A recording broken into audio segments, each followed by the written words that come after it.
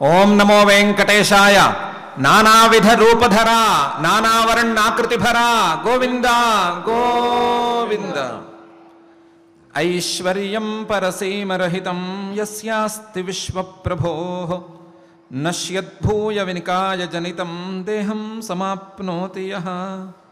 యోగాభ్యాస విశుద్ధమనసా పశ్యంతి యం యోగినః విశ్వస్యార్తిహరంతమధునా శ్రీ విశ్వరూపం నుమః అని విశ్వరూపధరుడైనటువంటి శ్రీ వెంకటేశ్వర స్వామి వారిని భక్తిగా నమస్కరించుకుంటూ శ్రీకృష్ణ పరమాత్మ అనుగ్రహించినటువంటి శ్రీమద్భగవద్గీతా గ్రంథం యొక్క అధ్యయన కార్యక్రమాన్ని ఈ శుభ సాయంకాల వేళ మనం ప్రారంభించుకుందాం. ప్రారంభంలో ఆచార్యుల వారితో కలిసి ప్రార్థనా శ్లోకాలను సంకల్పవాక్యాలను పఠించుకొని ఈ కార్యక్రమానికి సత్సంకల్పం చేసుకుందాం. ఓం నమో వెంకటేశాయ. శ్రీ గురు ప్రార్థన.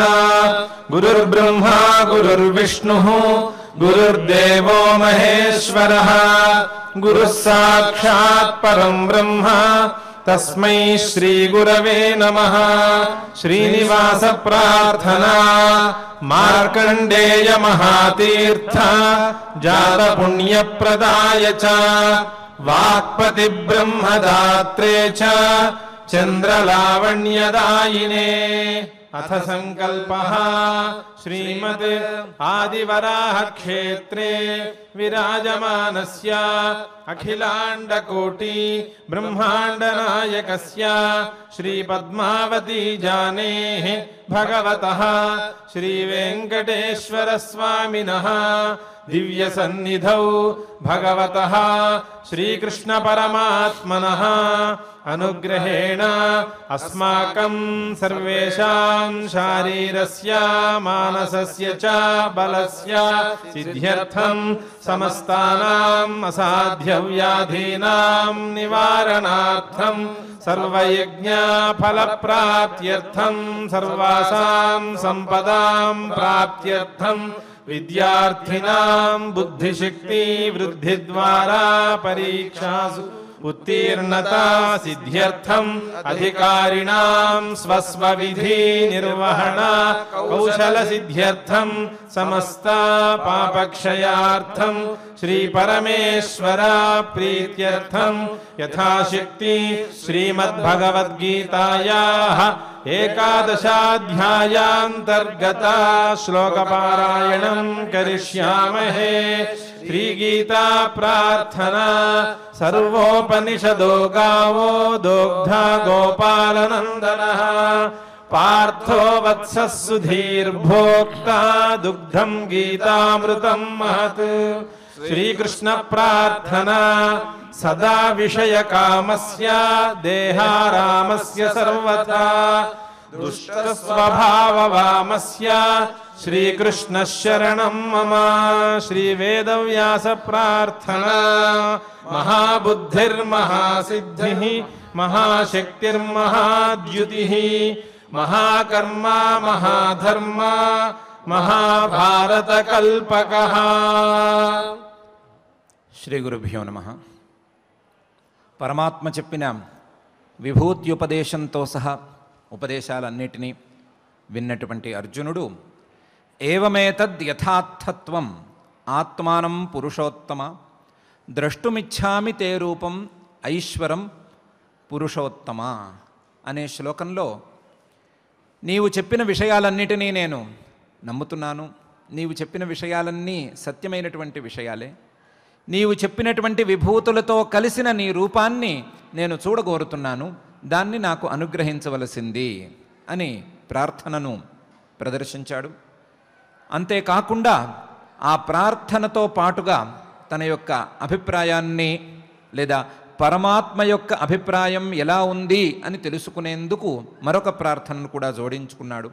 మన్యసే యది తచ్చక్యం మయా ద్రష్టుమితి ప్రభో యోగేశ్వర తతో మే త్వం దర్శయాత్మానమవ్యయం అనే శ్లోకంలో నేను ఆ విశ్వరూపాన్ని సందర్శించగలను అని గనక నీవు అనుకుంటూ ఉన్నట్లయితే మన్యసే యది తచ్చక్యం మయా ద్రష్టుమితి ప్రభో యోగేశ్వర తతో మే త్వం ఆ అభిప్రాయానుగుణంగా నేను గనక అర్హుడినైతే నేను యోగ్యుడిని అయితే ఆ అభిప్రాయాన్ని అనుసరించి నీ యొక్క ఐశ్వర రూపాన్ని నాకు ప్రదర్శించవలసింది అని తన ప్రార్థనకు మరొక ప్రార్థనను జోడించాడు.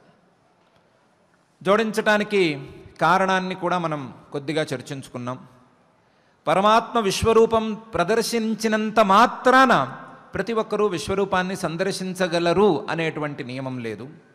ఎందుకంటే ఈ యుద్ధానికంటే కొంచెం ముందునే పరమాత్మ ఒకసారి విశ్వరూపాన్ని ప్రదర్శించాడు. ప్రదర్శించినప్పటికీ ఆ విశ్వరూపాన్ని చూడలేక కొంతమంది దుర్మార్గులు, దుష్టులు కళ్ళు మూసుకుని కూర్చోవలసి వచ్చింది. వారు చూడలేకపోయారు. ఎవరెవరు చూడలేకపోయారు, ఎవరెవరు చూడగలిగారు అనేది మనం విడదీసి విభాగం చేసుకుని చూసుకుంటే, మొదటి నుంచి పరమాత్మ రాబోతున్నాడు, శ్రీకృష్ణుడు రాబోతున్నాడు రాయబోరానికి అని తెలిసిన వెంటనే శ్రీకృష్ణుని బంధిద్దాము, ఏదో ఒకటి చేద్దాము, యుద్ధం రాకుండానే ఏదో ఒకటి చేసేద్దాము, ఈ అన్యాయాన్ని మరింత ముందుకు తీసుకువెళదాం అని అనుకునే దుస్వభావంతో ఆలోచించేటువంటి దురాలోచనలను ఉన్నటువంటి దుర్మార్గులు ఎవరూ చూడలేకపోయారు. మీకున్నది దుష్ట ఆలోచన అనే మాటను శ్రీకృష్ణుడు వాళ్లకు చెప్పాడు. మీ ఇంట్లో నేను భోజనం చేయను అని సుమారుగా చక్రవర్తి గారి అబ్బాయికే చెప్పాడు. మీ ఇంట్లో నేను భోజనం చేయను, మీ ఇంట్లో కాకుండా నిజమైన ప్రీతి ఉండేటువంటి విదురుడి ఇంట్లో చేస్తాను అని చెప్పి మీకు నా మీద ప్రీతి లేదు అని చెప్పాడు. అయినప్పటికీ వాళ్ళేం మారలేదు. మీ ఇంట్లో నేను భోజనం చేయను, మీ ఇంటికి రాను, అడుగు పెట్టను, మీరు చేసేది సరిగ్గా లేదు అని వారి యొక్క దుస్వభావాలను ప్రదర్శిస్తున్నప్పటికీ, చెప్తున్నప్పటికీ వాళ్ళేమి వాటిని లెక్క చేయలేదు. ఇంకా కూడా ఏదో చేద్దామని అనుకుంటూ ఉన్నారు. ఆలోచనలను చేసుకుంటూ ఉన్నారు. చివరికి ఆ రూపం వచ్చేసరికి భయపడిపోయి, ఆ అగ్నిజ్వాలలకు వాటికి భయపడిపోయి వాళ్ళు కళ్ళు మూసుకున్నారు. కానీ అదే సభలో ఉండేటువంటి భీష్ముడు, ద్రోణుడు లాంటి యోగ సాధకులు, ఇంద్రియ జయాన్ని సాధించిన వారు, ఇలాంటిదేదో సంఘటన జరగబోతోంది అనేటువంటి అభిప్రాయంతో ముందుగానే పరిగెత్తుకొచ్చేసినటువంటి మహర్షులు వీళ్ళందరూ చూడగలిగారు. వీరందరితో పాటు పరమాత్మే దృష్టిని ప్రసాదించినటువంటి ధృతరాష్ట్రుడు కూడా చూశాడు. ధృతరాష్ట్రుడు కూడా ఈ విశ్వరూపాన్ని సందర్శించగలిగాడు. పరమాత్మ అతనికి ఆ చక్షుశక్తిని ప్రసాదించాడు.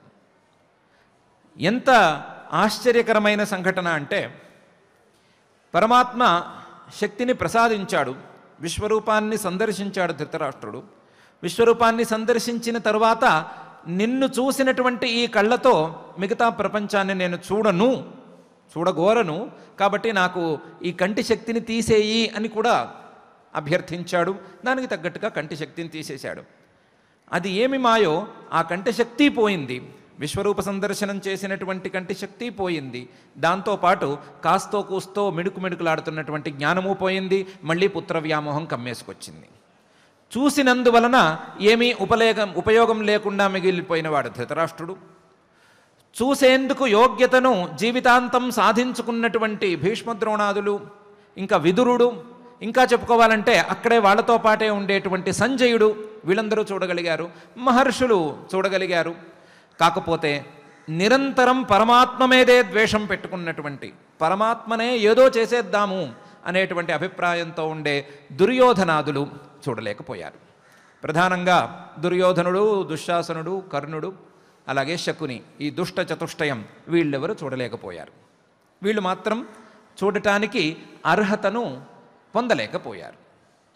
కారణం ఏమిటి అంటే, మనసులో నిరంతరం కూడబెట్టినటువంటి రాగద్వేషాలతో పాటు ఆ శ్రేయస్సును కాంక్షిస్తూ రాయబారానికి వచ్చినటువంటి పరమాత్మ మీదే ద్వేషాన్ని పెంచుకోవటం, పరమాత్మ మీదే ద్వేషాన్ని మనసులో కూరుకుని ఉండటం, పరమాత్మ మీదే ద్వేషాన్ని మనసులో కూరుకుని ఉండటం వలన, బాగా కూడబెట్టుకుని ఉండటం వలన పరమాత్మ ప్రదర్శించినటువంటి విశ్వరూపాన్ని సరిగ్గా సమయానికి కళ్ళు మూసుకొని చూడలేకపోయారు. మరి ఇలా పరిస్థితి ఉన్నప్పుడు, ఇలాంటి పరిస్థితి జరగబోతుంది, నాకు కూడా అలాంటి అర్హత ఉందో లేదో అనే సందేహం అర్జునుడికే ఉన్నప్పుడు, మన్యసే యది తచ్చక్యం మయా ద్రష్టమితి ప్రభో అనే సందేహాన్ని వెలిబుచ్చుతున్నప్పుడు, నాకు అర్హత ఉందా లేదా, నేను యోగ్యుణ్ణి అవునా కాదా, నాకు యోగ్యత ఉందా లేదా అని అర్జునుడే అడుగుతూ ఉన్నప్పుడు పరమాత్మ ఏం చేయాలి, పరమాత్మ ఏ రకంగా ఆలోచించాలి అనేది ఒక ప్రశ్న. దుర్యోధనాదులకైతే అర్హత లేదు అని వాళ్ళ కళ్ళు మూసేయవచ్చు. అర్జునుడి పరిస్థితి ఏమిటి? అర్జునుడు ఉపదేశాలను శ్రద్ధగా వింటున్నాడు.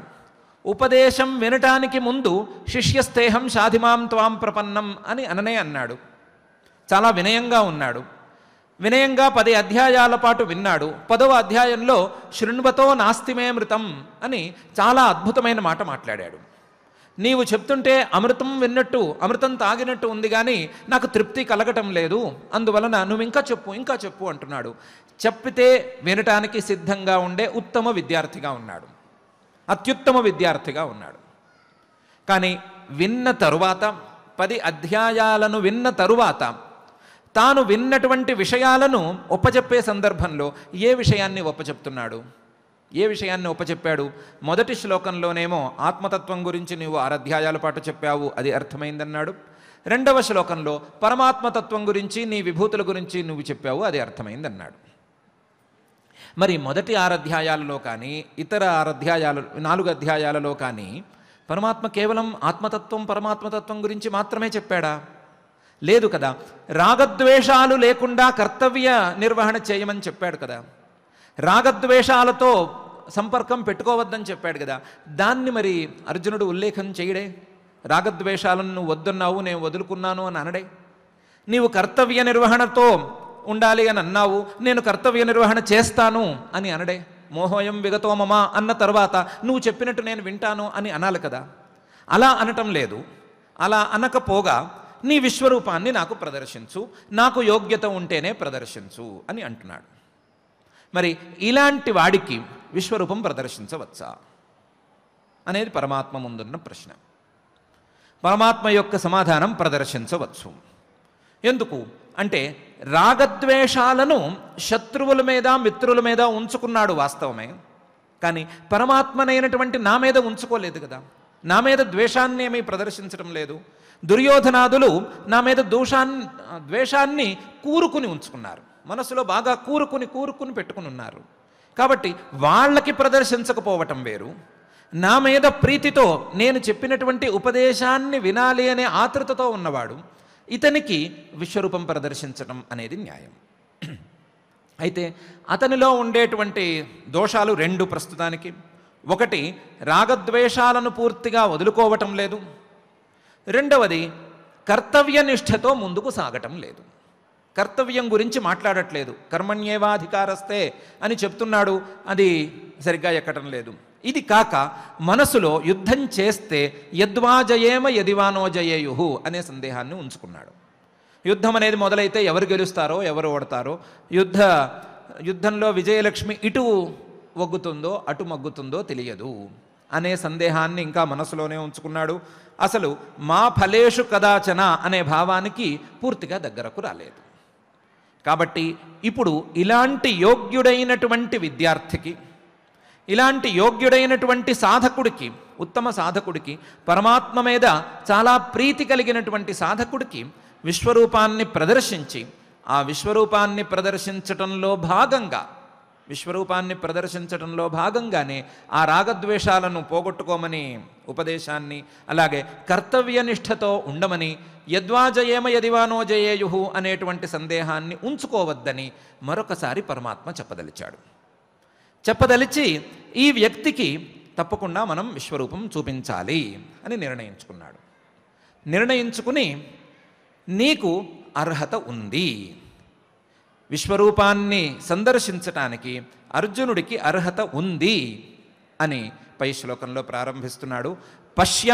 పశ్యమే పార్థరూపాణి శతశోథ సహస్రశః నానావిధాని దివ్యాని నానావర్ణాకృతీని చ అనే శ్లోకంలో పశ్యమే పార్థరూపాణి, ఓ పార్థుడా చూడు, నీవు చూడటానికి యోగ్యుడవు. పశ్యమే పార్థరూపాణి, ఏం చూడటానికి యోగ్యుడివి? మే రూపాణి, నా యొక్క రూపాలు, విభూతి యోగంలో నేను చెప్పిన రూపాలు, ఇంకా పై రూపాలు, విచిత్రమైనటువంటి రూపాలు, ఎవరూ చూడలేనటువంటి రూపాలు.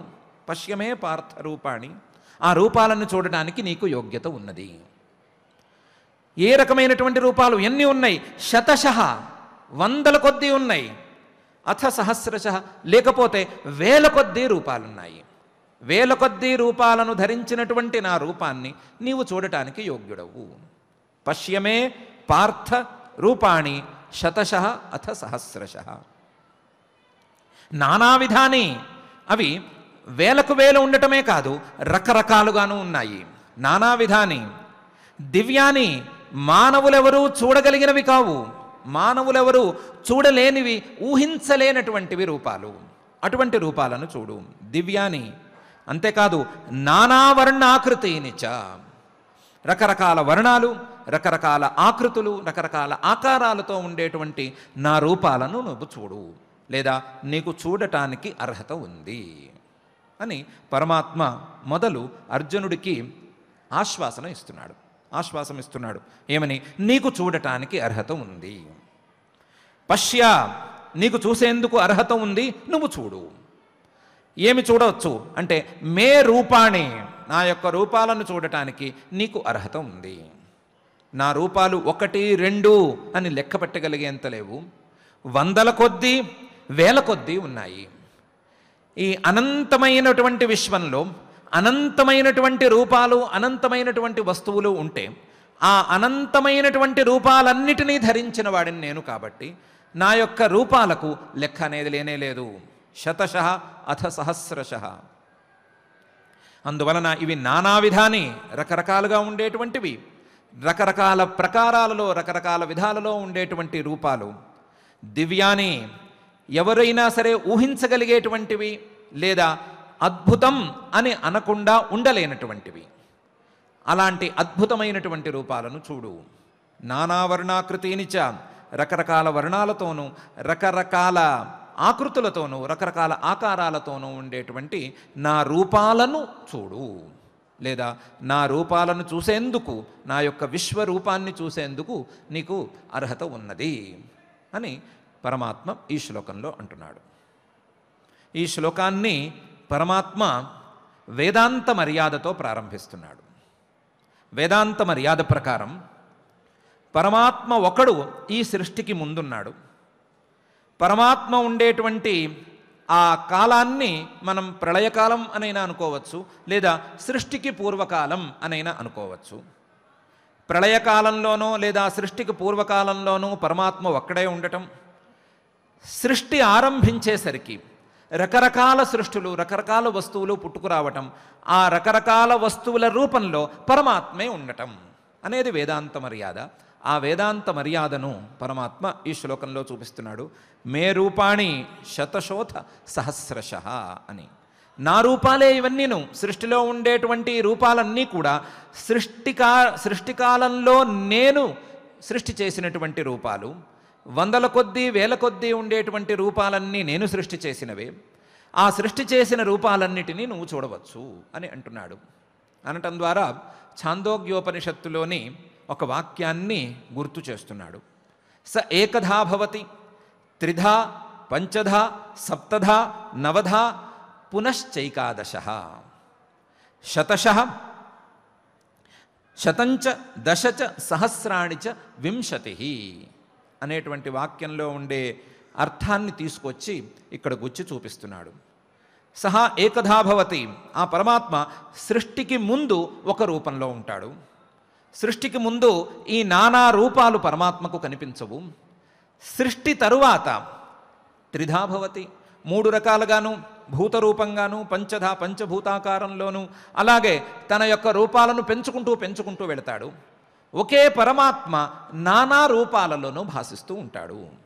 వాటికి ఏ రకమైనటువంటి సంఖ్యా నియమం ఉండదు. సంఖ్య అనంతంగా సాగిపోతూనే ఉంటుంది అనే ఛాందోగ్యోపనిషత్తు వాక్యాన్ని పరమాత్మ ఇక్కడ తీసుకొచ్చి శతశోథ సహస్రశః అని వేదాంత మర్యాదతోనే ప్రారంభిస్తున్నాడు. నేను ప్రదర్శించబోయేటువంటి ఈ విశ్వరూపం నిన్ను క్రమంగా పరమాత్మ తత్వజ్ఞానానికి దగ్గరకు చేరుస్తుంది అని కూడా ఈ శ్లోకంలో సూచన చేస్తున్నాడు.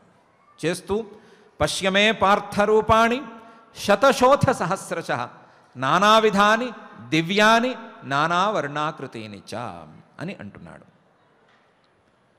అయితే నీ మాట నాకు సరిగ్గా శతశోథ సహస్రశః అని ఎలా అంటున్నావు? నువ్వు ఎన్ని రూపాలు చెప్పావో విభూతి యోగంలో అన్నే కదా రూపాలు ఉండాలి, అంతకు మించి ఎక్కువ ఉండటం ఏమిటి? నీ వాక్యం నాకు స్పష్టంగా అర్థం కావట్లేదు అని వినేవాళ్ళం మనం అడుగుతామేమో అని భావించి పై శ్లోకంలో తనే దానికి వ్యాఖ్యానం చేస్తూ ఇలా అంటున్నాడు. పశ్యాదిత్యాన్ వసూన్ రుద్రాన్ అశ్వినౌ మరుతస్తథా బహూన్యదృష్టపూర్వాణి పశ్యాశ్చర్యాణి భారత అని. ఈ విశ్వరూపంలో నా యొక్క ప్రదర్శించబోయేటువంటి ఈ రూపంలో నీవు ఏమేం చూస్తావు, లేదా ఏమేం చూడబోతున్నావు, ఏమేం చూడటానికి అర్హత కలిగి ఉన్నావు అంటే ఆదిత్యులను చూస్తావు, వసువులను చూస్తావు, రుద్రులను చూస్తావు, అశ్వినీ దేవతలను చూస్తావు, మరుద్గణాలను చూస్తావు. పశ్య ఆదిత్యాన్ వసూన్ రుద్రాన్ అశ్వినౌ మరుతస్తథా. ఇంతేకాదు బహూని అదృష్టపూర్వాణి, బహూని చాలా చూస్తావు. అంతేకాదు అదృష్టపూర్వాణి, నువ్వు ఇంతకుముందు చూసినవి కావు అలాంటి రూపాలు చూస్తావు. నీవు ఇంతకుముందు ఊహించిన రూపాలు కావు, ఇంతకుముందు ఇలాంటి రూపం ఒకటి ఉంటుంది అని నీ ఆలోచనకు కూడా అందని రూపాలను చాలానే చూస్తావు. బహూని అదృష్టపూర్వాణి, అలాంటి రూపాలను చూస్తావు. చూడబోతున్నావు. ఆశ్చర్యాణి భారత, చూడంగానే ఆశ్చర్యం కలిగించేటువంటి అనేక రూపాలను నీవు ఈ రూపంలో చూడబోతున్నావు. ఏమేమి రూపాలు? పశ్యాదిత్యాన్ వసువున్ రుద్రాన్ అశ్వినౌ మరుతస్తథా. వసువులు, రుద్రులు, ఆదిత్యులు, అశ్వినీ దేవతలు, అలాగే మరుత్తులు, ఇలాంటి రూపాలన్నిటితోనూ కలిసినటువంటి రూపాన్ని చూడబోతున్నావు. రకరకాలుగా ఉండే చాలా రూపాలను నువ్వు చూడబోతున్నావు. బహూని, అందులోనూ అదృష్టపూర్వాణి, నీవు చూసినవి అనేవి ఏవీ లేవు అనేటువంటి స్థాయిలో ఉండే రూపాలను చూడబోతున్నావు.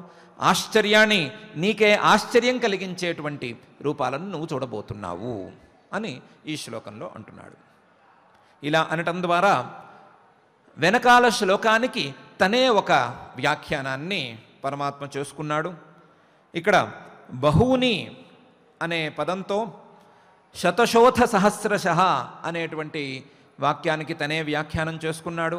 శతశోథ సహస్రశః, వందలు వేలు ఉన్నాయి అని చెప్పడం ద్వారా నీకు చెప్పినవి కొన్నే కదయ్యా విభూతి యోగంలో.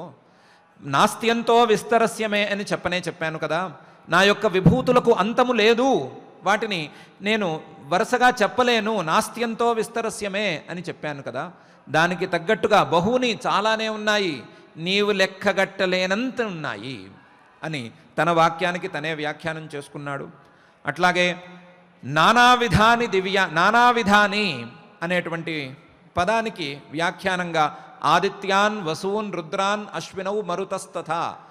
ఆదిత్యులు, వసువులు, రుద్రులు, అలాగే అశ్వినీ దేవతలు, మరుత్తులు, తథా ఇంకా కూడా ఆయా దేవతలు అని చెప్పడం ద్వారా నానా విధాలు అంటే ఏమిటి ఆ విధాలు అంటే ఆయా దేవతలు, ఆయా రూపాలు, ఆయా వస్తువులను నియంత్రించేటువంటి, ఆ వస్తువులను అభిమానించేటువంటి దేవతలు, వీళ్ళందరితో కలిసిన రూపం అని నానా విధాని అనే పదానికి తనే వ్యాఖ్యానం చేసుకున్నాడు. అలాగే దివ్యాని అనే పదానికి అదృష్టపూర్వాణి అని తనే వ్యాఖ్యానం చేసుకున్నాడు. దివ్యాని ఎవరూ చూసినవి కావు, ఎవరూ చూడలేనివి, లేదా ఎవరూ ఇంతకుముందు చూసి ఉండనివి, అట్లాంటి రూపాలను చూపిస్తాను అని దివ్యాని అనే పదానికి తనే వ్యాఖ్యానం చేసుకున్నాడు. నానావర్ణాకృతిని చ అనే పదానికి ఏమిటి, ఎన్ని వర్ణాలు, ఎన్ని ఆకృతులు అనే సందేహం లేకుండా ఆశ్చర్యాణి అనే పదంతో వ్యాఖ్యానం చేసుకున్నాడు. చాలా ఆశ్చర్యకరమైనటువంటి వర్ణాలు, ఆశ్చర్యకరమైనటువంటి ఆకృతులు, ఆశ్చర్యకరమైనటువంటి ఆకారాలతో ఉండేటువంటి రూపం అని తన ఉపదేశానికి పై శ్లోకంలో వ్యాఖ్యానం చేసుకున్నాడు. వ్యాఖ్యానం చేసుకుంటూ పశ్యాదిత్యాన్ వసూన్ రుద్రాన్ అశ్వినౌ మరుతస్తథా బహూన్యదృష్టపూర్వాణి పశ్యాశ్చర్యాణి భారత అని అంటున్నాడు. ఈ శ్లోకంలో పరమాత్మ మనకు విభూతి యోగంలో తెలిసినటువంటి రూపాలను కొన్నిటిని తీసుకొచ్చాడు. విభూతి యోగంలో తెలియని 2 రూపాలను కూడా తీసుకువచ్చాడు. విభూతి యోగంలో మనకు ఆదిత్యానామహం విష్ణు అనే శ్లోక భాగంలో ఉండేటువంటి ఆదిత్యులు, అట్లాగే వసూనాం పావకశ్చాస్మి అనే భాగంలో ఉండే వసువులు మనకు పరిచయం ఉన్నారు కాబట్టి వారిని తీసుకొచ్చాడు. అలాగే రుద్రాణాం శంకరశ్చాస్మి అనే భాగంలో ఉండేటువంటి రుద్రులను తీసుకొచ్చాడు. అలాగే మరుతస్తథా అన్నప్పుడు మరుత్తులు కూడా మనకు పరిచయం ఉన్నవారే వారిని తీసుకొచ్చారు. వారితో పాటుగా అశ్వినౌ అని ఇద్దరిని కూడా చేర్చాడు. ఈ అశ్వినీ దేవతలను కూడా పరమాత్మ చేర్చి విశ్వరూపాన్ని ప్రాథమికంగా పరిచయం చేస్తున్నాడు. ఇంకా ఇది పరిచయ కార్యక్రమే, అర్జునుడికి ఆశ్వాసన ఇస్తున్నటువంటి కార్యక్రమమే, ఇంకా ప్రదర్శన కార్యక్రమం ప్రారంభం కాలేదు. తన రూపంలో ఏ ఏ అంశాలు ఉండబోతున్నాయి అని సుమారుగా పరిచయం ఇస్తున్నటువంటి ఘట్టం ఇది. ఆ ఘట్టంలో మనకు పరిచయం ఉండేటువంటి రూపాలను కొన్ని తీసుకువచ్చి ఆదిత్యులు, వసువులు, రుద్రులు, మరుత్తులు మీకు తెలుసు, వాళ్లతో పాటు అశ్వినీ దేవతలను కూడా కలుపుతున్నాను అని అంటున్నాడు. ఈ అశ్వినీ దేవతలకు దేవవైద్యులు అని పేరుంది. దేవతలకు వీళ్ళిద్దరూ వైద్యులు, వీళ్ళిద్దరూ కవల పిల్లలు. సూర్యుడికి సంజ్ఞాదేవికి కలిగినటువంటి సంతానం వీరిద్దరు. ఒకసారి సంజ్ఞాదేవి సూర్యుడి యొక్క భార్య ఆయన యొక్క తేజస్సును భరించలేక, ఆ తేజస్సును తట్టుకోలేక ఒక చెట్టు కిందకి వెళ్ళి అక్కడ కూర్చునే అడవిలో తపస్సు చేసుకుంటూ ఉన్నది. తపస్సు చేసుకుంటున్నప్పుడు ఆవిడిని వెతకటానికి సూర్యుడు అశ్వరూపంలో ఆవిడిని వెతుక్కుంటూ వచ్చి ఆవిడ ద్వారా ఈ అశ్వినీ దేవతలను సంతానంగా కన్నాడు అని ఒక ఐతిహ్యం ఉన్నది. ఆ విధంగా వీరిద్దరూ సూర్యుడికి సంజ్ఞకి వీరిద్దరికీ పుత్రులు. దేవతలకు వీరిద్దరూ వైద్యులు. వీరి యొక్క స్వభావం ప్రకారం వీరు చాలా తీక్ష్ణమైనటువంటి బుద్ధి కలిగిన వారు అని వేదంలోనే ఒక చోట ఉన్నది. వేదంలో ఒక సందర్భంలో వీరు సహజమైనటువంటి తీక్ష్ణ స్వభావం కలిగి ఉన్నవారు అని ఒక మంత్రంలో ప్రదర్శించారు. ఆ తీక్ష్ణ బుద్ధి ఏ రకంగా ఉంటుంది వీళ్ళకి అన్నదానికి ఉదాహరణగా ఒకసారి దధ్యంగ మహర్షి అనే ఒక మహర్షి గారు, ఆయనకు ఇంద్రుడు మధు విద్య, ప్రవర్గ విద్య అని 2 విద్యలను ఉపదేశం చేశాడు. అవి బ్రహ్మ విద్య వైపుకు తీసుకువెళ్ళేటువంటి విద్యలు. ఆ రెండిటిని దధ్యంగ మహర్షి గారికి ఉపదేశం చేశాడు. చేసి ఈ 2 విద్యలను ఎవరికీ ఇవ్వవద్దు, ఎవరికీ ఉపదేశం చేయవద్దు, ఎవరికైనా ఉపదేశం చేసినట్లయితే నేను నీ శిరస్సు ఖండిస్తాను అని అన్నాడు. ఈ అనటంలో ఏదో చిన్న మెలిక అంటూ ఒకటి ఉంది. ఏ విద్య అయినా సరే గురువులకు లభించినటువంటి విద్యను ఇతరులకు కనుక పంచకపోయినట్లయితే, యోగ్యులైన గురువులు, గురుత్వాన్ని వహించడానికి యోగ్యులైన వారు, యోగ్యులైన శిష్యులు వచ్చినప్పుడు వారికి కనుక విద్యను అందించకపోతే వారు బ్రహ్మరాక్షసులై పుడతారు అని ప్రధానమైనటువంటి మాట ఉంది. అది ఉండగా, ఆ ధర్మశాస్త్ర నియమం తెలిసి ఉండగానే ఇంద్రుడు వచ్చి దధ్యంగ మహర్షి గారిని ఈ రకమైనటువంటి నిర్బంధం పెట్టాడు. దధ్యంగ మహర్షి గారు సరే అన్నారు, ఏం మాట్లాడలేదు. ఆ దధ్యంగ మహర్షి గారి దగ్గరకు వచ్చి అశ్వినీ దేవతలు మాకు మధు విద్య, ప్రవర్గ విద్య, బ్రహ్మ విద్య ఈ 3టిని బోధించు అని అడిగారు. అడిగితే ఆయన అన్నాడు, ఇప్పుడు నాకు ముందు నువ్వు వెనుక గొయ్యి అయింది, నేను గురువును కాబట్టి యోగ్యులైనటువంటి మీకు ఉపదేశం చేయకపోతే ఇబ్బంది పడతాను. నాకు బ్రహ్మరాక్షసత్వం ఒకటి రావచ్చు, లేదా అది సరి అయిన పద్ధతి కూడా కాదు. ఉపదేశం చేస్తానంటే నాకు ఇంద్రుడు ఇచ్చినటువంటి మాట ఉంది, నేను గనక ఉపదేశం చేస్తే నా శిరస్సు ఖండించేస్తానన్నాడు ఇంద్రుడు. అందువలన మీకు ఏం చేయాలి అని నాకు పాలుపోవటం లేదు అన్నాడు. వాళ్ళిద్దరన్నారు, ఓ సింతే కదా, ఇది పెద్ద సమస్య కాదు, మేమిద్దరం వైద్యులము, ఏమైనా చేయగలము, మా దగ్గర ప్రధానమైనటువంటి విద్య సంధానకరణి అనేటువంటి విద్య ఉన్నది. శరీరంలో ఏ భాగం తెగిపోయినా సరే ఆ భాగాన్ని మళ్ళీ అమర్చగలిగిన, ఆ భాగాన్ని మళ్ళీ కలపగలిగినటువంటి విద్య మా దగ్గర ఉంది. విశల్యకరణి, సంధానకరణి అని 2 విద్యలు, ఆ 2 విద్యలు మా దగ్గర ఉన్నాయి.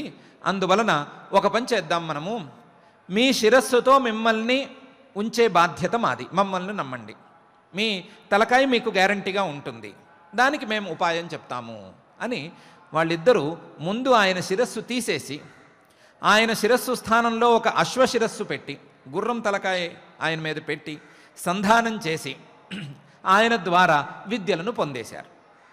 దధ్యంగ మహర్షి గారు తన అశ్వశిరస్సుతో వీరికి విద్యోపదేశం చేసేశాడు. చేసిన తర్వాత ఇంద్రుడు కోపంగా వచ్చాడు. వచ్చి నువ్వు నేను చెప్పిన దాన్ని కాదని నువ్వు ఉపదేశం చేస్తావా అని అశ్వశిరస్సు తీసేశాడు. వీళ్ళు పాపం చెట్టు చాటును దాక్కున్నారు. ఇంద్రుడు రావటం ఏమిటి, అశ్వశిరస్సుని పక్కకి తీసేసేయటం ఏంటి, వీళ్ళ చేతిలో ఉండే తలకాయని తీసుకొచ్చి దధ్యంగ మహర్షి గారి మీద పెట్టేసి సంధానకరణీ విద్యతో దాన్ని సంధానం చేసేసి ఆయన తలకాయను మామూలుగా చేసి వెళ్ళిపోయారు. ఇది వీళ్ళ తీక్ష్ణ బుద్ధికి నిదర్శనం, వీళ్ళ యొక్క విద్యాశ్రద్ధకు నిదర్శనం అని అభిప్రాయపడుతూ ఉంటారు. ఇలాంటి తీక్ష్ణమైనటువంటి బుద్ధితో బ్రహ్మ విద్య దాకా ఎగబాకి, సాక్షాత్తు సూర్యనారాయణుడి పుత్రులే కాబట్టి జ్ఞానంలో ఏమీ సందేహం అక్కర్లేదు. అటువంటి సందేహం లేని జ్ఞానాన్ని పొంది బ్రహ్మ విద్యను కూడా చక్కగా పొంది చివరకు దేవతలతో పాటుగా కొన్నాళ్ళు అభిప్రాయ భేదం ఉన్నప్పటికీ అశ్విని దేవతలకు యజ్ఞాలలో భాగాలు ఇవ్వవచ్చునా ఇవ్వకూడదా అనేటువంటి అభిప్రాయ భేదం ఉన్నప్పటికీ వారు క్రమంగా చ్యవన మహర్షి గారి ద్వారాను వారి యొక్క శక్తి సామర్థ్యాల ద్వారాను దేవతలతో పాటుగా యజ్ఞాలలో ఆవిర్భాగాలను కూడా సాధించి దేవతలలో ఉత్తమమైనటువంటి దేవతలుగా నిలిచి ఉన్నారు. వారి యొక్క స్వభావాన్ని దృష్టిలో ఉంచుకుని పరమాత్మ వారి యొక్క తీక్ష్ణ బుద్ధి, విద్యను సంపాదించాలి అనేటువంటి తీవ్రమైనటువంటి ఆత్రత, అలాగే ప్రతి విషయంలోనూ చురుగ్గా ఆలోచించేటువంటి శక్తి మానవులకందరికీ కలగాలి అనే అభిప్రాయంతో విభూతి యోగంలో వారిని తీసుకురాలేకపోయాడు. కాబట్టి ఇక్కడ ప్రారంభంలోనే అశ్వినౌ అని ప్రత్యేకించి వారిని తీసుకువచ్చి చూపిస్తున్నాడు. ఇంతేకాకుండా పరమాత్మ ఈ శ్లోకంలో తన యొక్క విచిత్ర ఘటనా శైలిని ప్రదర్శిస్తున్నాడు. పశ్యాదిత్యాన్ వసూన్ రుద్రాన్ అశ్వినౌ మరుతస్తథా అని చెప్పటం ద్వారా తన యొక్క రూపం ఏ రకంగా ఉంటుంది అనటానికి ఒక చిన్న సూచనను అయితే ఇవ్వనే ఇస్తున్నాడు. పరిచయ కార్యక్రమం చేయనే చేస్తున్నాడు. దానితో పాటుగా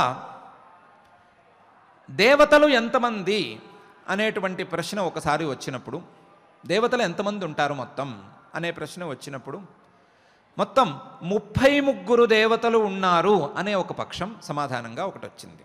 అనంతమైనటువంటి విశ్వదేవతలు కాక, త్రయశ్చత్రీచ శతా త్రయశ్చత్రీచ సహస్ర కాక, త్రయస్త్రింశత్వేవ దేవతా అనేటువంటి పక్షం ఒకటి వచ్చింది. 33 మంది దేవతలు.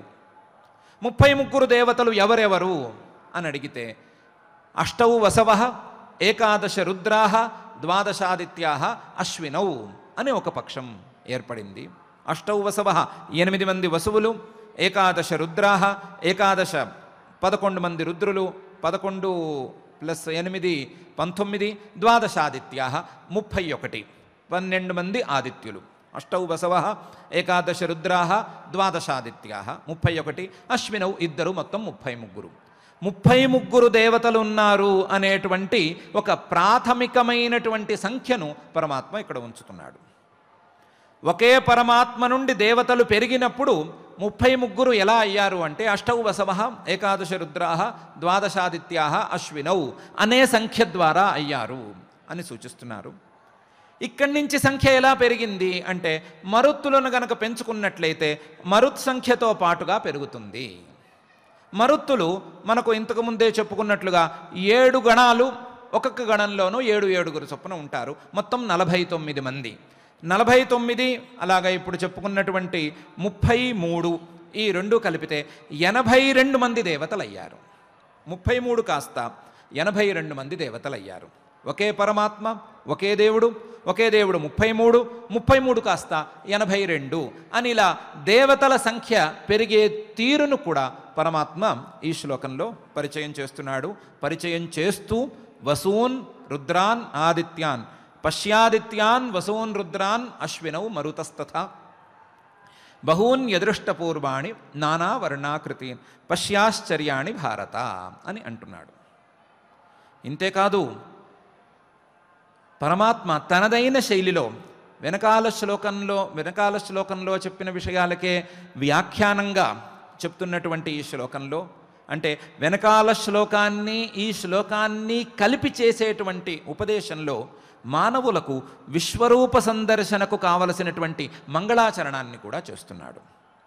మంగళాచరణం మీరు చేయరాని పనిని లేదా మీరు సంపాదించుకోవలసినటువంటి జ్ఞానానికి తగిన పనిని చేస్తున్నారు.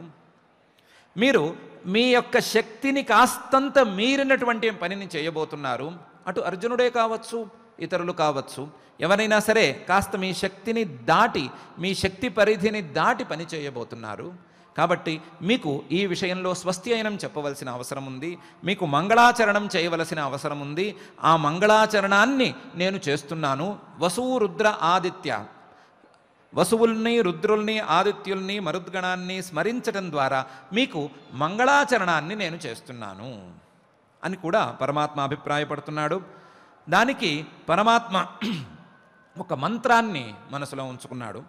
ఏన సపత్నా అపతే భవంత్వింద్రాగ్నిభ్యామవబాధామహేతాన్ వసవో రుద్రా ఆదిత్యా ఉపరి స్పృశం మోగ్రం చేత్తారమధిరాజమక్రన్ అని.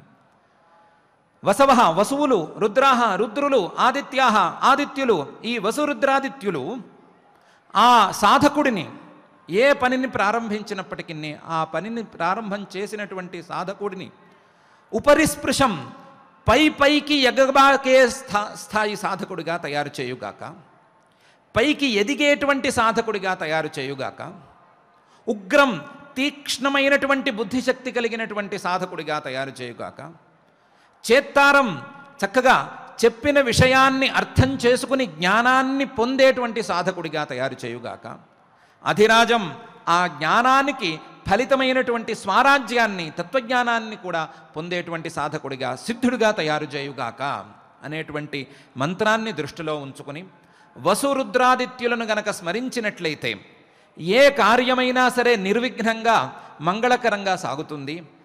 చేసేటువంటి స్మరణ చేసేటువంటి సాధకులందరూ చక్కగా సరి అయిన బుద్ధిశక్తితోనూ సరి అయినటువంటి జ్ఞానశక్తితోనూ పైకి ఎగబాకేటువంటి సాధక స్థాయికి చేరుకుంటారు. అలాగే వారు తమ ఫలితాలను తప్పకుండా పొందుతారు అనేటువంటి వేదమంత్రాన్ని దృష్టిలో కూడా ఉంచుకుని వసువున్, రుద్రానాదిత్యాన్ ఈ ముగ్గురు దేవతలను కూడా స్మరిస్తూ మనందరినీ కూడా స్మరించమంటూ ఈ కార్యక్రమానికి నిర్విఘ్నంగా సాగటానికి, బుద్ధిశక్తి సరిపోవటానికి కావలసినటువంటి మంగళాచరణం చేస్తున్నాడు. ఆ మంగళాచరణంతో పశ్యాదిత్యాన్ వసూన్ రుద్రాన్ అశ్వినౌ మరుతస్తథా బహూన్యదృష్టపూర్వాణి పశ్యాశ్చర్యాణి భారత అని అంటున్నాడు. కేవలం వసురుద్రాదిత్యులను మాత్రమే కాదు, ఆ అశ్వినీ దేవతల యొక్క తీక్ష్ణమైనటువంటి విద్యాభ్యాస శక్తిని కూడా గమనించుకుని దానిని కూడా సంపాదించుకోవాలి. మరుద్గణాలకు ఉండేటువంటి అసాధారణమైనటువంటి శక్తియుక్తులను ఎలాంటి పరిస్థితిలోనైనా సరే వారి యొక్క కార్యాన్ని ఆపుకోలేనటువంటి శక్తిని సాధకులు సంపాదించుకోవాలి అనే అభిప్రాయంతో వీరందరినీ కూడా స్మరిస్తూ మనందరికీ మంగళాచరణం చేస్తూ పరమాత్మ ఈ విశ్వరూపాన్ని సందర్శించటానికి పరమాత్మ మీద ప్రీతి ఉండే ప్రతి సాధకుడికి అర్హత ఉన్నది అనే విషయాన్ని చెప్తూ పశ్యాదిత్యాన్ వసూన్ రుద్రాన్ అశ్వినౌ మరుతస్తథా బహూన్యదృష్టపూర్వాణి పశ్యాశ్చర్యాణి భారత అని అంటున్నాడు.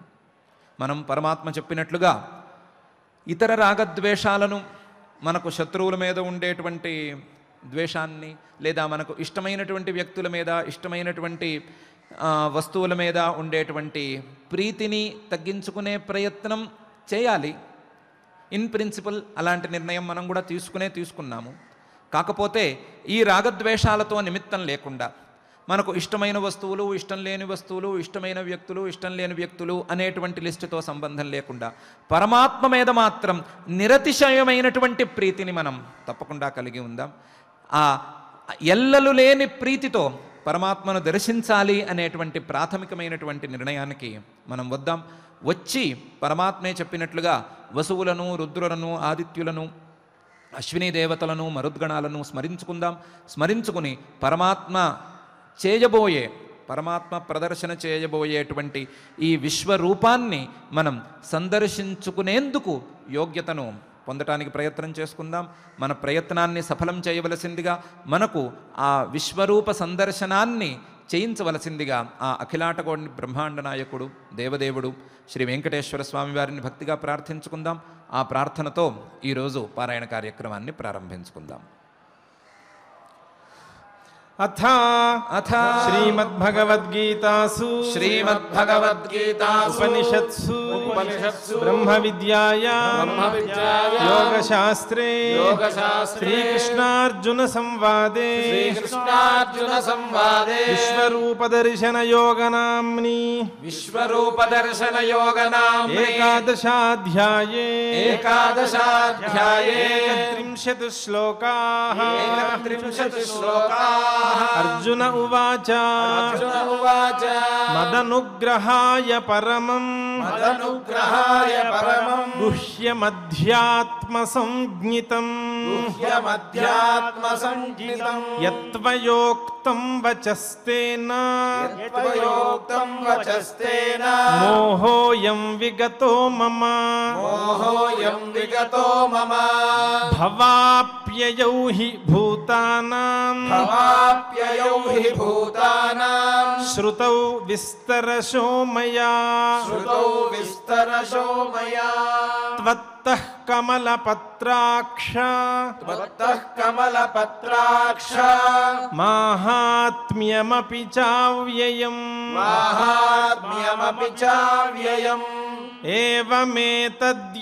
ఏవమేతద్యథార్థత్వం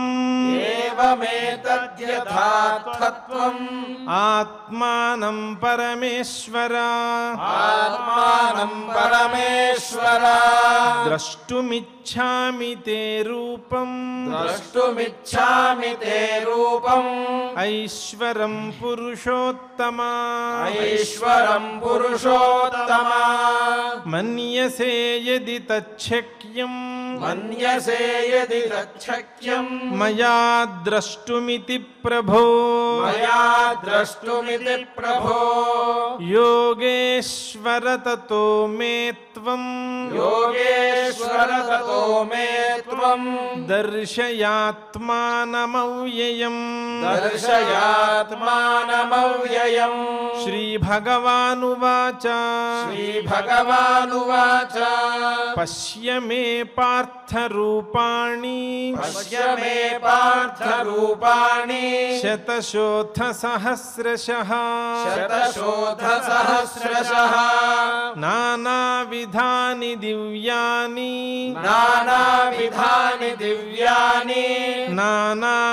నానావర్ణాకృతీని చ పశ్యాదిత్యాన్ వసూన్ రుద్రాన్ అశ్వినౌ మరుతస్తథా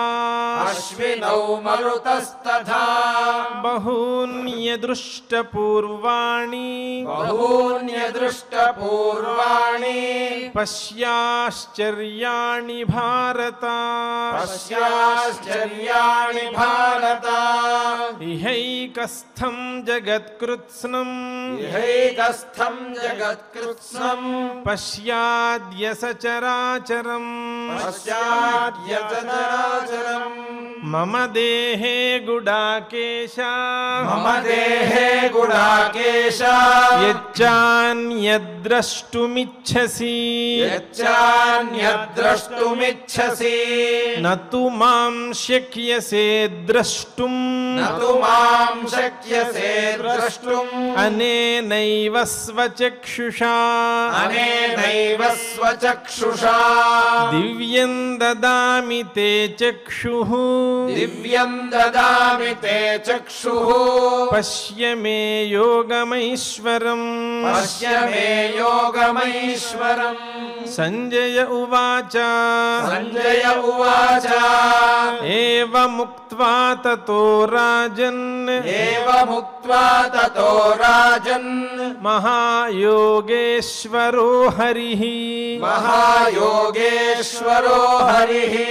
दर्शयामास पार्थाय दर्शयामास पार्थाय परमं रूपमैश्वरम् परमं रूपमैश्वरम् अनेकवक्त्रनयनम् अनेकवक्त्रनयनम् अनेकाद्भुतदर्शनम् अनेकाद्भुतदर्शनम् अनेकदिव्याभरणम् अनेकदिव्याभरणम् दिव्यानेकोद्यतायुधम् दिव्यानेकोद्यतायुधम् दिव्यमाल्याम्बरधरम् दिव्यमाल्याम्बरधरम् दिव्यगन्धानुलेपनम् दिव्यगन्धानुलेपनम् सर्वाश्चर्यमयं देवम् सर्वाश्चर्यमयं देवम् अनन्तं विश्वतोमुखम्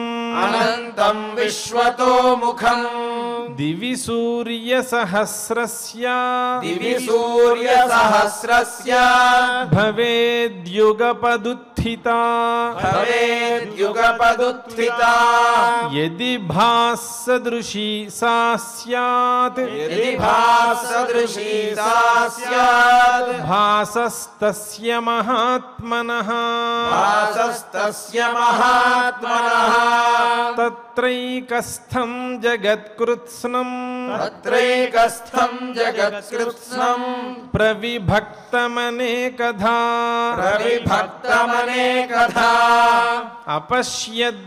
अपश्यद्देवदेवस्य अपश्यद्देवदेवस्य शरीरे पाण्डवस्तदा शरीरे पाण्डवस्तदा ततः स विस्मयाविष्टः ततः स विस्मयाविष्टः हृष्टरोमा धनञ्जयः हृष्टरोमा धनञ्जयः प्रणम्य शिरसा देवम् प्रणम्य शिरसा देवम् कृताञ्जलिरभाषत कृताञ्जलिरभाषत अर्जुन उवाच अर्जुन उवाच पश्यामि देवांस्तव देवदेहे पश्यामि देवांस्तव देवदेहे सर्वांस्तथा भूतविशेषसङ्घान् सर्वांस्तथा भूतविशेषसङ्घान् ब्रह्माणमीशं कमलासनस्थम्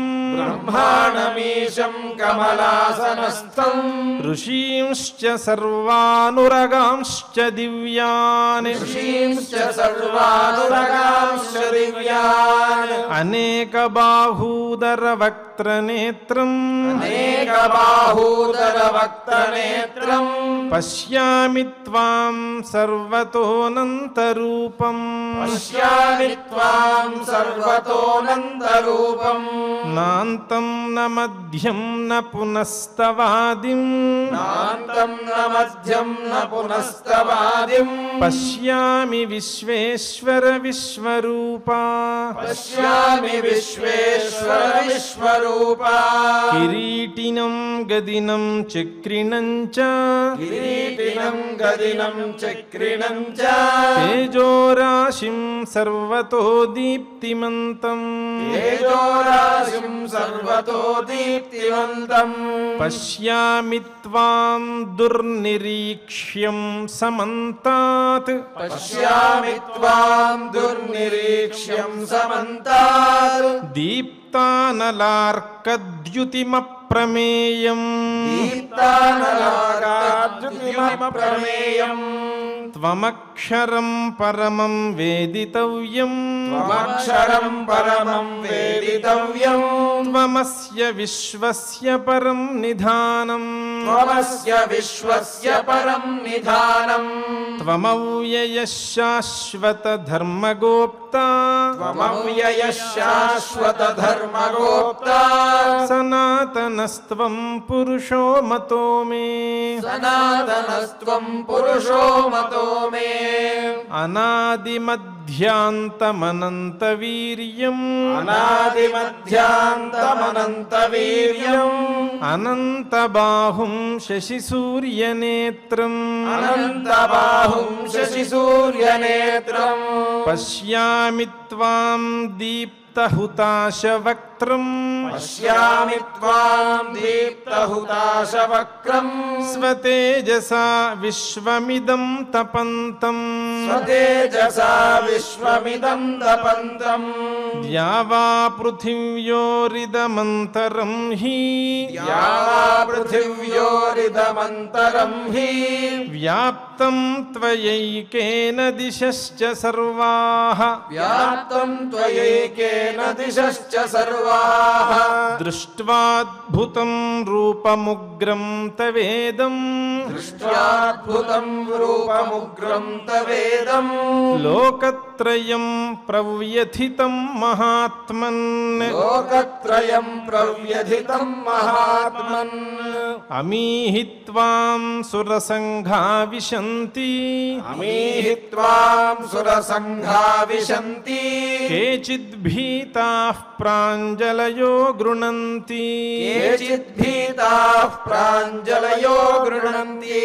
స్వస్తిత్యుక్త్వా మహర్షి సిద్ధసంఘాః స్వస్తిత్యుక్త్వా మహర్షి సిద్ధసంఘాః స్తువంతి త్వాం స్తుతిభిః పుష్కలాభిః స్తువంతి త్వాం స్తుతిభిః పుష్కలాభిః రుద్రాదిత్యా వసవో ఏ చ సాధ్యాః ద్రావిద్యావసవో ఏ చ సాధ్యాః విశ్వేశ్వినౌ మరుతశ్చోష్మపాశ్చ విశ్వేశ్వినౌ మరుతశ్చోష్మపాశ్చ గంధర్వయక్షాసురసిద్ధసంఘాః గంధర్వయక్షాసురసిద్ధసంఘాః వీక్షంతే త్వాం విస్మితాశ్చైవ సర్వే వీక్షంతే త్వాం విస్మితాశ్చైవ సర్వే రూపం మహత్తే బహువక్త్రనేత్రం రూపం మహత్తే బహువక్త్రనేత్రం మహాబాహో బహుబాహూరుపాదం మహాబాహో బహుబాహూరుపాదం బహూదరం బహుదంష్ట్రాకరాళం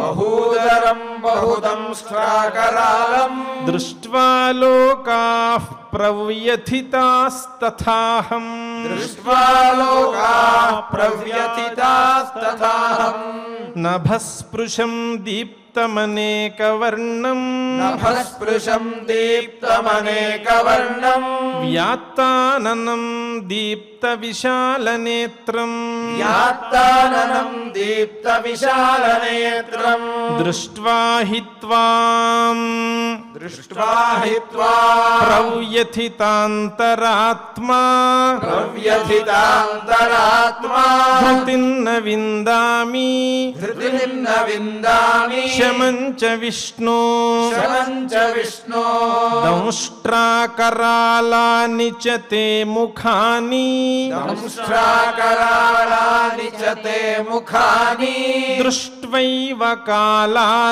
కాలానలసన్నిభాని దృష్ట్వైవ కాలానలసన్నిభాని దిశో న జానే న లభే చ శర్మ దిశో న జానే న లభే చ శర్మా ప్రసీద దేవేశ జగన్నివాస ప్రసీద దేవేశ జగన్నివాస అమీ చ త్వాం అమీ చ త్వా ధృతరాష్ట్రస్య పుత్రాః ధృతరాష్ట్రస్య పుత్రాః సర్వే సహైవావనిపాలసంఘైః సర్వే సహైవావనిపాలసంఘైః భీష్మో ద్రోణః భీష్మో ద్రోణః సూతపుత్రస్తథాసౌ సూతపుత్రస్తథాసౌ సహాస్మదీయైరపి యోధ योधमुख्यैः सहास्मदीयैरपि योधमुख्यैः वक्त्राणि ते त्वरमाणा विशन्ति वक्त्राणि ते त्वरमाणा विशन्ति दंष्ट्राकरालानि भयानकानि दंष्ट्राकराळानि भयानकानि केचिद्विलग्ना दशनान्तरेषु केचिद्विलग्ना दशनान्तरेषु सन्दृश्यन्ते चूर्णितैरुत्तमाङ्गैः सन्दृश्यन्ते चूर्णितैरुत्तमाङ्गैः यथा नदीनां बहवोऽम्बुवेगाः यथा नदीनां बहवोऽम्बुवेगाः समुद्रमेवाभिमुखा द्रवन्ति समुद्रमेवाभिमुखा द्रवन्ति तथा तवामि नरलोकवीराः तथा तवामि नरलोकवीराः विशन्ति वक्त्राण्यभिवज्वलन्ति विशन्ति वक्त्राण्यभिविज्वलन्ति यथा प्रदीप्तं ज्वलनं पतङ्गाः यथा प्रदीप्तं ज्वलनं पतङ्गाः विशन्ति नाशाय समृद्धवेगाः विशन्ति नाशाय समृद्धवेगाः तथैव नाशाय विशन्ति लोकाः तथैव नाशाय विशन्ति लोकाः तवापि वक्त्राणि समृद्धवेगाः तवापि वक्त्राणि समृद्धवेगाः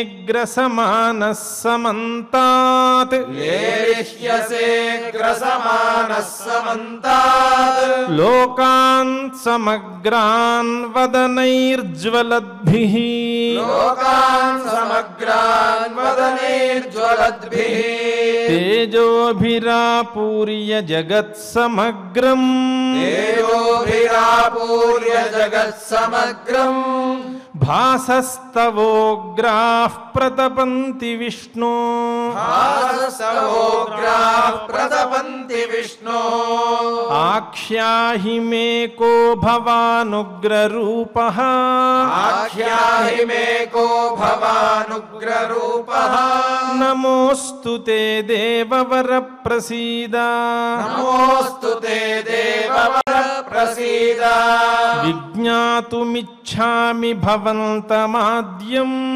ज्ञातुमिच्छामि भवन्तमाद्यम् न हि प्रजानामि तव प्रवृत्तिम् न हि प्रजानामि तव प्रवृत्तिम् इति श्रीमद्भगवद्गीतासु इति श्रीमद्भगवद्गीतासु उपनिषत्सु ब्रह्मविद्यायां योगशास्त्रे श्रीकृष्णार्जुनसंवादे श्रीकृष्णार्जुनसंवादे विश्वरूपदर्शनयोगनाम्नि विश्वरूपदर्शनयोगनाम्नि एकादशाध्याये 31 श्लोकाः 31 శ్లోకాः విశ్వరూప దర్శనంలో ఉండే 31 శ్లోకాలను శ్రద్ధగా పారాయణం చేసుకున్న తరువాత తిరుమల తిరుపతి దేవస్థానం వారి అన్నమాచార్య ప్రాజెక్టు కళాకారులు శ్రీమాన్ గరిమెళ్ల బాలకృష్ణ ప్రసాద్ గారు మరియు బృందం సభ్యులు గానం చేసిన శ్రీకృష్ణ నామావళిని గానం చేసుకుంటూ నామ సంకీర్తనను పూర్తి చేసుకుందాం.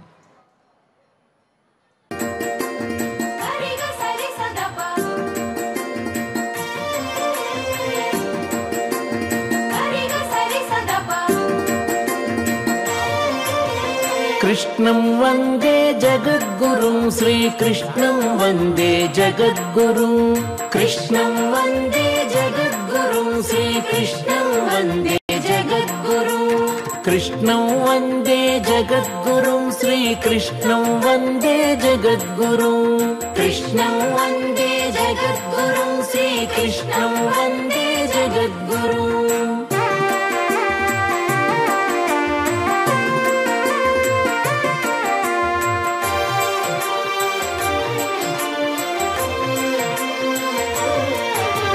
श्रीनिवास हरि कृष्णा कृष्णा श्रीकर शुभकर कृष्णा कृष्णा श्रीनिवास हरि कृष्णा कृष्णा श्रीकर शुभकर कृष्णा कृष्णा श्रित जनपालक कृष्णा कृष्णा శ్రీ సతి రమణ కృష్ణ కృష్ణ శ్రిత జనపాలక కృష్ణ కృష్ణ శ్రీ సతి రమణ కృష్ణ కృష్ణ కృష్ణం వందే జగద్గురుం శ్రీకృష్ణం వందే జగద్గురుం కృష్ణం వందే జగద్గురుం శ్రీకృష్ణం వందే జగద్గురుం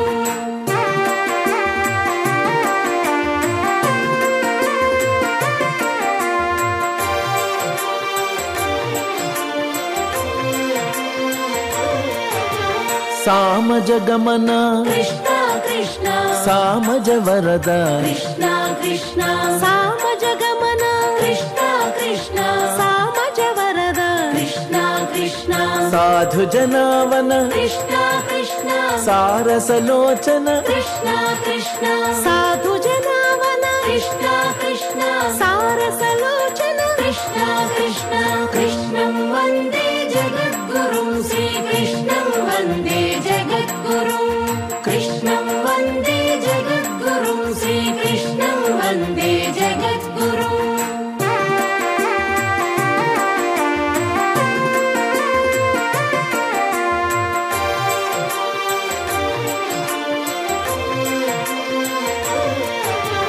కరుణాలోల కృష్ణ కృష్ణ కరిరాజ వరద కృష్ణ కృష్ణ కరుణాలోల కృష్ణ కృష్ణ హరిరాజ వరద కృష్ణ కృష్ణ కమనీయానన కృష్ణ కృష్ణ కంస విదార కృష్ణ కృష్ణ కమనీయానన కృష్ణ కృష్ణ కంస విదార కృష్ణ కృష్ణ కృష్ణం వందే జగద్గురుం శ్రీకృష్ణం వందే జగద్గురుం కృష్ణం వందే జగద్గురుం శ్రీకృష్ణం వందే జగద్గురుం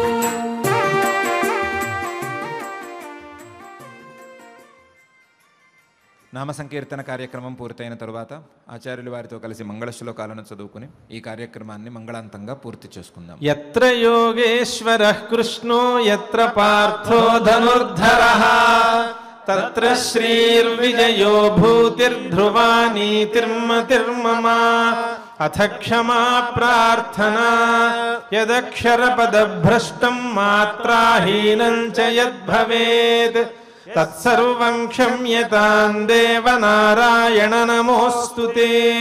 అథ భగవత్ సమర్పణం కాయేన వాచా మనసేంద్రియైర్వా బుద్ధ్యాత్మనా వా ప్రకృతే స్వభావాత్ కరోమి యద్యత్ సకలం పరస్మై నారాయణాయేతి సమర్పయామి. అథ లోకక్షేమ ప్రార్థనా సర్వే భవంతు సుఖినః సర్వే సంతు నిరామయాః సర్వే భద్రాణి పశ్యంతు మా కశ్చిద్ దుఃఖభాగ్ భవేత్. అథ మంగళం శ్రియః కాంతాయ కళ్యాణ నిధయే నిధయేర్థినాం శ్రీవేంకట నివాసాయ శ్రీనివాసాయ మంగళం.